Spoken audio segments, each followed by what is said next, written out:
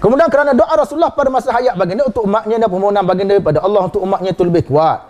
Rasulullah SAW sangat sayang kepada umat. Pada masa hidup Rasulullah dah minta doa. Antaranya kita baca dalam hadis sahih, Rasulullah telah pun melakukan ibadah korban 2 ekor binatang. Rasulullah sembelih, satu untuk keluarga baginda dan satu lagi untuk umat baginda. Termasuk kita tak lahir lagi, baginda dah korban untuk kita. Yang sayangnya baginda pada kita, tapi kita tidak pernah doa. Buat gini, senak jadikan kita tidak pernah berbakti pada Rasulullah dan sudah menghidupkan sunnah.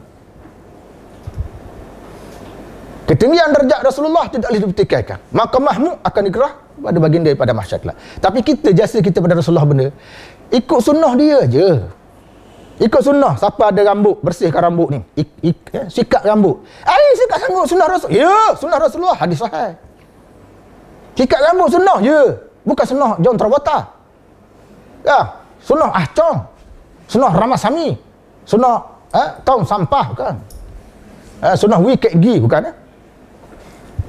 Sunnah Rasulullah. Rambut ni. Nampak barang ni, sikat belah kanan. Bismillahirrahmanirrahim, sikat. Minyak rambut, buah lah. Minyak kawadan, minyak geris, minyak apa pun. Asal jangan mudarat sudah lah. Jangan ambil minyak tar sudah, buah. Dah dapat berasak kelung. Balik. Misai-misai, nipiskan. Tengok dalam penyemut Syarah Mahazab.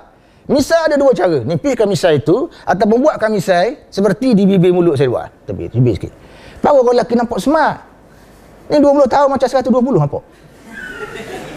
Jalan mungkin berapa. Dah lah masuk kelas lewat. Jalan sepuluh tua nak hati ingat dah. Sehingga ke pensyarah saya, Dr. Ali Jumaat ni lah, masa saya ngaji dengan dia. Ada pelajar je, bakal serebang, janggut macam sarang terbuang. Masuk kelas lewat. Jadi sunnah serebang dia jaga, sunnah masuk kelas tak masuk, dia jaga. Sunnah jaga masa tu tak jaga.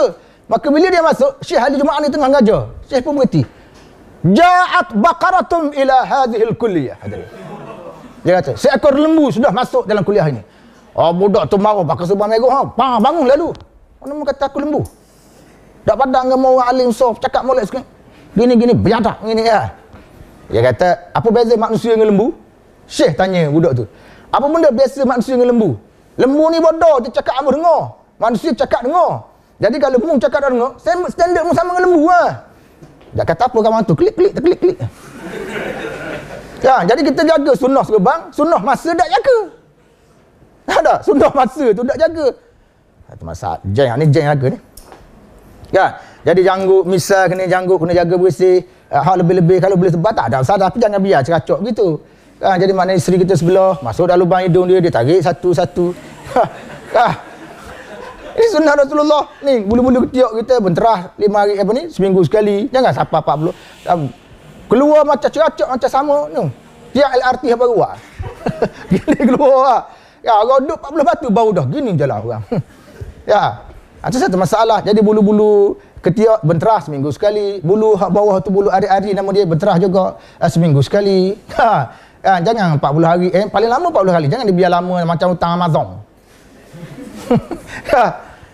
Jangan. Jadi benda tu kita kata soal peribadi yang benda. Ini soal peribadi. Ini ada dalam hadis Rasulullah. Basuh tangan. Kan Rasulullah kata dalam basuh tangan, celah-celahkan benda tu. Sekarang ni benda diamalkan oleh hospital. Kenapa kita tidak ketengahkan? Ini Rasulullah ajar ni. Masuk ni kerak-kerak masuk sini. Itu Rasulullah ajar. Tapi kita tak buat. Doktor pula yang ajar kita. Kita tak nampak itu adalah sunnah. Banyak Syekh kalau kita nak cakap tentang sunnah kan. Cakap dengan orang tua pun kita ada sunnah. Ada pelajar terlibat dalam dakwah. Baguslah pakai serban dan sebagainya. Tapi bila cakap dengan mak dia kasar. Jadi kita ada sunnah pakai serban, sunnah dalam cakap pun kita ambil kira juga. Kan? Naik kereta kita ada sunnah. Orang nampak kecemasan nak hantar anak dia, mak dia ke apa ni? Hospital, kita bagi ruang dia pergi sunnah dalam jalan raya. Fa idza kilakum tafassahu yafsahillahu lakum. Kan? Sehingga akhir ayat.